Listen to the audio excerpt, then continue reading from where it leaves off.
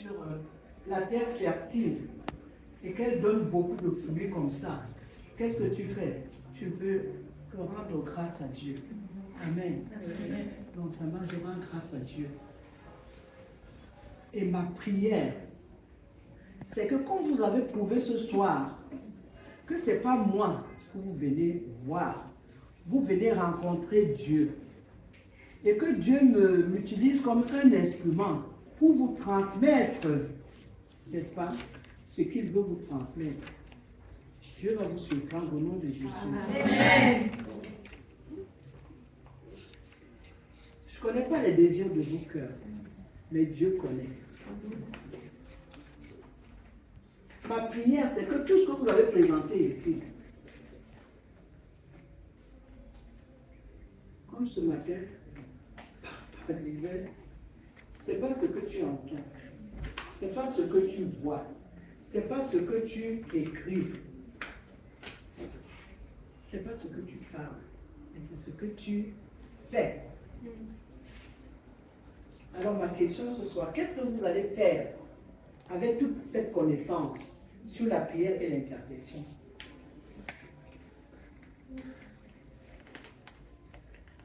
Qu'est-ce que vous allez faire avec cette connaissance acquise sur la prière et l'intercession? Vous-même, vous savez très bien que nous sommes dans les temps périlleux. Que ce soit dans la famille, dans le couple, hors de la famille, dans les lieux de service, partout. Nous sommes dans les temps périlleux. C'est pour ça qu'il faut prier en tout temps. Tu vas sortir de chez toi, tu ne sais pas qu'est-ce qui t'attend. Il faut prier sans cesse. Et ma prière, prier pour les nations. Particulièrement les nations qui, n'est-ce pas, sont dans la saison des élections. Quand vous-même vous regardez, par exemple, les réseaux sociaux, c'est vrai, il y a la foi, hein, mais la réalité est là. Si je vous ai posé la question que ce que vous venez d'acquérir comme connaissance, ce que vous venez de présenter les uns les autres, qu'est-ce que vous allez en faire? J'ai raison non de poser la question. N'allez pas classer cela. N'allez pas déchirer cela. N'allez pas brûler cela. Mais mettez tout ça en application. Il y va de notre sécurité. Nous devons prier pour les nations. Même si dans ces nations, nous ne sommes pas là, mais il y a les justes qui sont dans cette nation, dans ces nations. Et en tant qu'intercesseurs, nous devons nous mettre à la brèche pour les justes qui sont dans toutes les nations. Donc pour moi, nous sommes combien ici? Si on se met d'accord à prier pour les nations, je ne pense pas. Dieu dit qu'il veut une seule personne. Mais ici, nous sommes 17. Vous ne voyez pas qu'il y a de la puissance? Donc, s'il vous plaît, ne dormez pas. Et puis, vous voyez, ce n'est pas le temps que l'on passe, qu'on va passer à prier qui compte. Mais c'est l'état du cœur que nous avons. Dans 5 minutes, la prière que tu fais peut être agréable à Dieu, peut bouleverser le monde, peut bouleverser les nations. Et surtout, on a parlé ici, vous-même, vous avez fait des exposés sur ce qui peut faire que l'intercession ne soit pas efficace. C'est-à-dire que ce qui va empêcher Dieu de vous entendre et surtout de vous exaucer. En premier, moi je peux mettre le premier point, c'est la sanctification. Et après, tout ce qui peut suivre. Parce que si nous sommes nés de nouveau, nous avons l'Esprit de Dieu en nous, nous devons refléter la nature de Dieu, porter la nature de Dieu.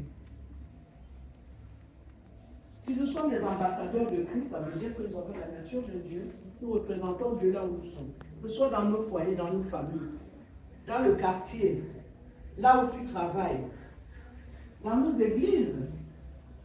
Et vous savez maintenant que le monde est venu dans l'église. Quand on regarde les églises maintenant, on se dit, mais est-ce que c'est la maison de Dieu? Est-ce que c'est le temple de Dieu? Est-ce que c'est la demeure de Dieu? C'est le temps. C'est l'influence du temps, l'influence des saisons. Mais nous oublions que Dieu, on dit que Dieu est le Dieu des temps et des saisons, mais Dieu est en dehors du temps. Est-ce que vous comprenez? Donc moi je pense que ce que nous devons faire,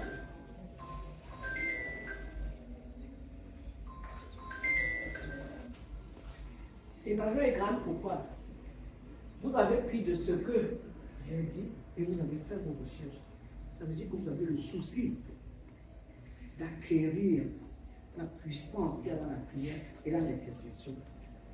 Vous avez le souci d'être ces guerrières qui vont défendre les foyers, défendre les familles, défendre les nations. Vous êtes ces guerrières qui allaient dépeupler l'enfer, défendre les droits de Dieu sur terre et dans la vie des gens. C'est ça ma plus grande joie. Alors je peux que vous diriger. Nous formons déjà une famille. Il y a eu des thèmes différents. Si quelqu'un a besoin d'un ajout ou d'un rajout pour son thème, il appelle sa soeur, il appelle son frère, il m'appelle, ou alors à la prochaine rencontre, si vous voulez, à la prochaine rencontre, on va parler ensemble et on va discuter. Vous voyez donc que Dieu savait que vous avez un potentiel en vous qui voulait que vous puissiez développer. Parce que moi, je n'avais pas, dans mon programme initial, je n'avais pas ce programme de suivi. Mais c'est lors de la dernière réunion que le Saint-Esprit m'a rendu ministère et tout de suite. Vous avez même dû remarquer que j'ai donné les thèmes à la fin. Hein? Ça, c'est parce que j'avais le feu du Saint-Esprit sous les pieds. Donc, vraiment, je rends grâce à Dieu parce que vous suivez la direction du vent du Saint-Esprit. Et vous savez très bien que quand vous suivez sa direction comme ça, vous devenez la terreur pour le monde des ténèbres. Donc, c'est pour ça que moi, je vous encourage. Il faut que quand vous arrivez quelque part, dans un milieu, dans le foyer, dans votre famille, n'importe où, quand on vous voit le feu qui sort sur vous. Est-ce que vous comprenez? Parce que la connaissance, c'est ça. Hein? Ça vous enflamme. Amen. Amen. Qui est satisfait? Qui n'est pas satisfait? Parlez, hein? Qui est satisfait? Qui n'est pas satisfait? Alors, vous voyez donc que maintenant, nous pouvons maintenant, et vous savez que c'est depuis le mois de novembre qu'on a commencé la prière, maintenant l'intercession. Maintenant, donc, le Saint-Esprit voulait mettre un stop. Et maintenant, on va entrer dans les vrais enseignements. Parce que dans ces enseignements, vous allez découvrir que vous avez des droits. Et ces droits, vous ne pouvez pas jouer de ces droits. Mais quand vous avez déjà la connaissance sur la prière et l'intercession, vous allez vous tenir, vous allez vous positionner, hein, pour réclamer ces droits. Et Dieu sera avec vous. Amen. Amen. Et puis sachez que j'ai dit que dans un couple, chacun doit identifier. Yvan, tu dois, Oriane, vous devez savoir, toi tu es intercesseur de quoi? Femme pleureuse ou comment? Lui, il est quoi? Administratif ou quoi? Vous devez localiser cela parce qu'il faut une complémentarité dans l'intercession pour qu'elle soit agréable et efficace. Hein? Et si vous voyez que l'un de vous, si vous voyez que tous les deux, hein, vous êtes du même type, demandez au Saint-Esprit que vous voulez changer.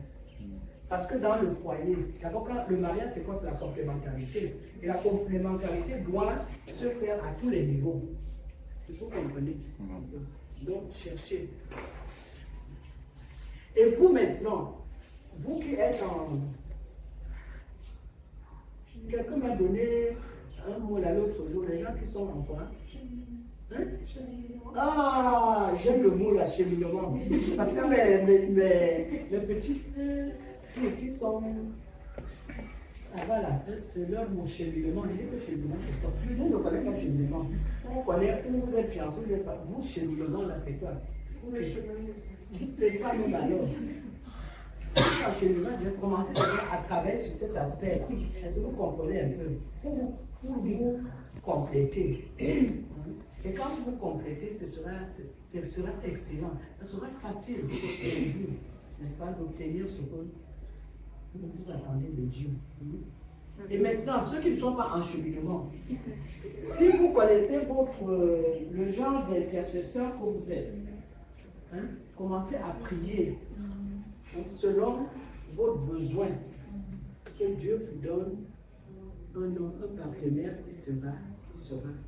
Parce que vous vous connaissez déjà. Vous ne connaissez pas celui qui viendra devant vous. Et commencez déjà à prier, à demander à Dieu que je veux ce genre de personne que vous. Tu avais considéré un silence spirituel. C'est ça, non? Ah, pour que le béton là soit solide. Comprenez, non? Ok, on grâce à Dieu. Amen. Est-ce qu'on peut applaudir pour Jésus?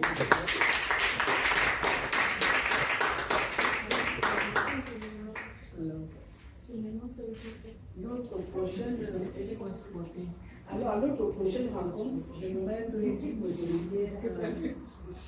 Est-ce que vous pouvez déjà dire connaître un thème, un enseignement sur lequel vous voulez qu'on partage?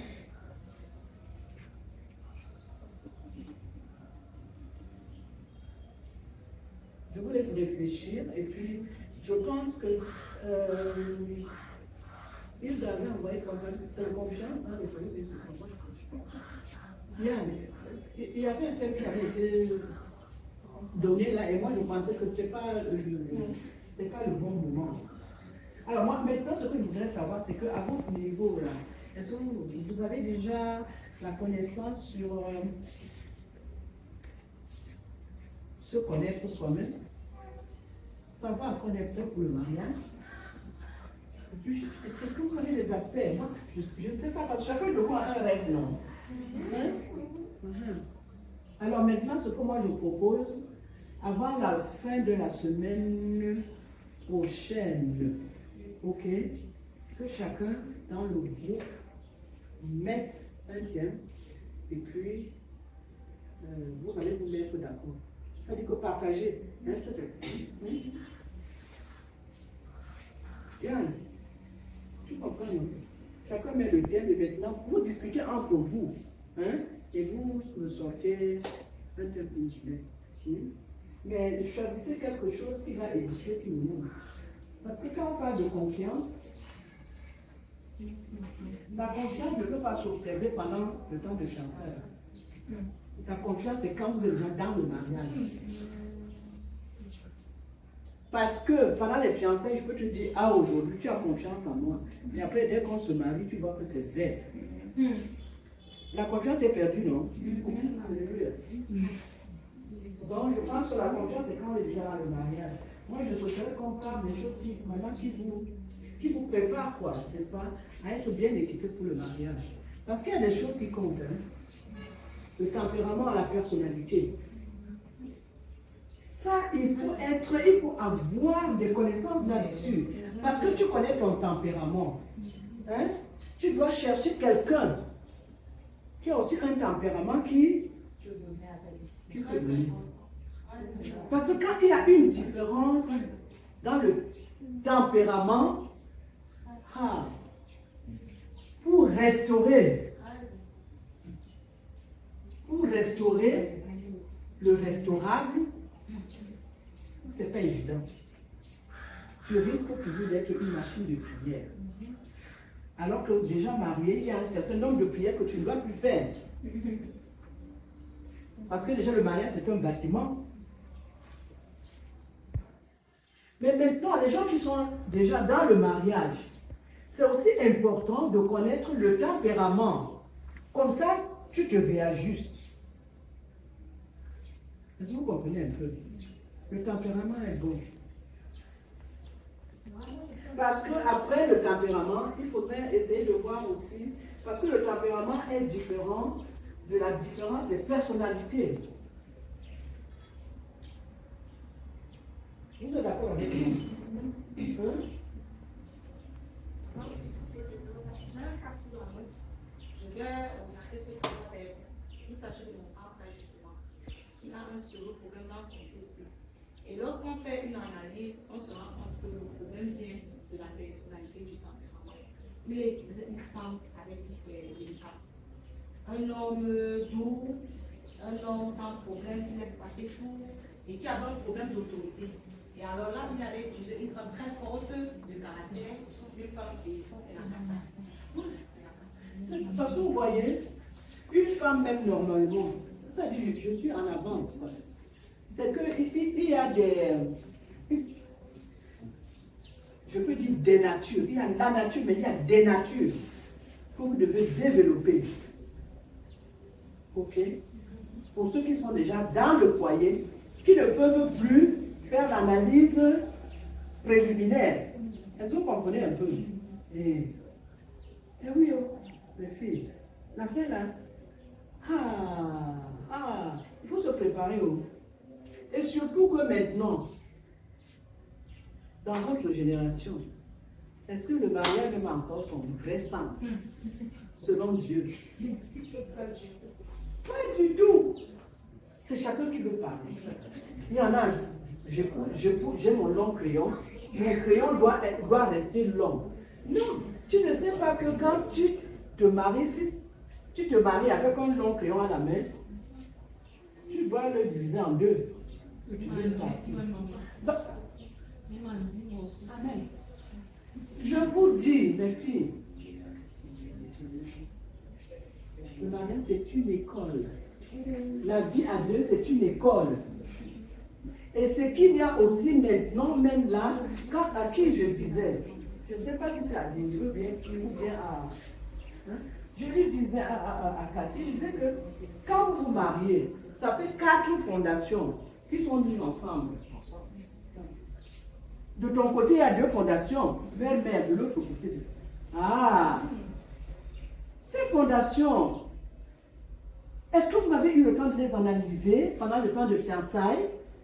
Non. Au nom de quoi? Au nom de l'amour. Le battement du cœur. Battement du cœur. Non, mes filles. Jean 8, 32, tu connaîtras la vérité et elle t'affranchira. Eh oui. Eh oui. Vous devez changer le cours du monde. Vous devez changer la vie des familles, la vie des foyers, avec la connaissance que vous devez acquérir. Et Osée 4, 6. La connaissance est une puissance. C'est pour ça qu'on dit que la sagesse, c'est l'application de la connaissance. Donc, si la connaissance n'avait pas une puissance, on ne parlerait pas d'elle quand on parle de sagesse.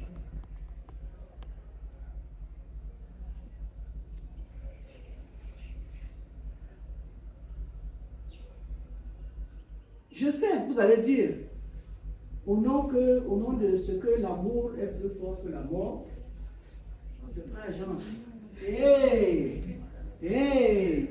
Qu'à Dieu ne plaise. Pardon. N'envoyez pas le cœur avant la vraie connaissance. N'envoyez pas le cœur sans équipement adéquat. Et l'équipement adéquat, vous l'acquérez où? Dans la parole de Dieu.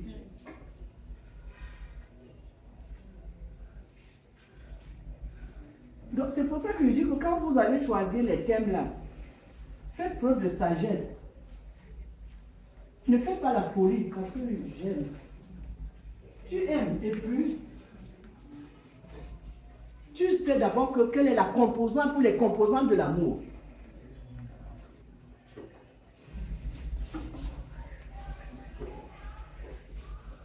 Et toi, en tant que fille, quelle est ton identité? Est-ce que tu connais ta vraie identité? Ta vraie identité, c'est celle que Dieu te reconnaît. Il faut la rechercher. Il faut la découvrir et te positionner là-dessus avant de t'engager. Si on sait que ce sont les familles qui forment l'Église, quelle Église voulez-vous bâtir? Parce que quand on parle d'amour là, l'amour là, c'est ce qu'on voit dans les journaux, on voit dans les films là, dans les séries là, tout ça. Mais l'amour dont il est question pour vous et moi, c'est l'amour entre Christ et l'Église.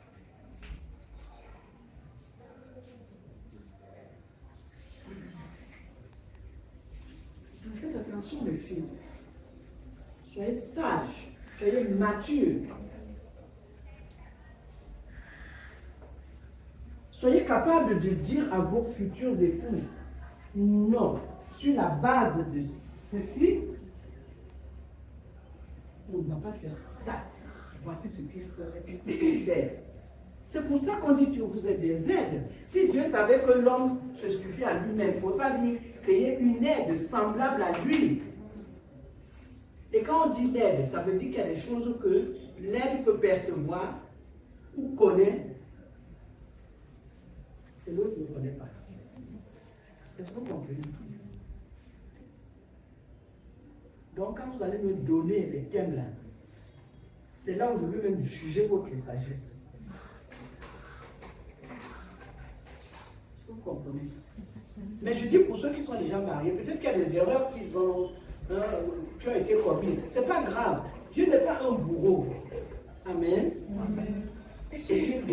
Sa miséricorde dure à toujours. Tu te viens juste. Tu te viens juste. Amen. Amen. Et je sais que Dieu nous donnera cette occasion-là. Amen. Je vais tout simplement disposer. Amen. Amen. Et j'ai constaté aussi que vous aimez ceux qui entrent en vous. Vous les larmes, je ne sais pas, vous êtes égoïste.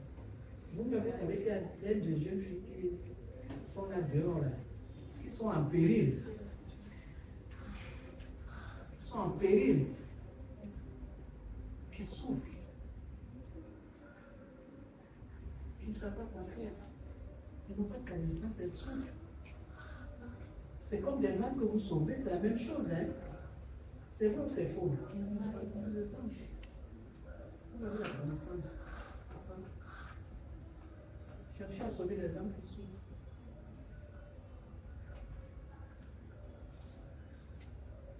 Amen. Amen. On va arrêter là parce que sinon c'est long. Il y a trop à dire. Mais Dieu nous donnera l'occasion. Amen. Amen. Alors, pour finir, j'attends ça dans 10 jours, par thème.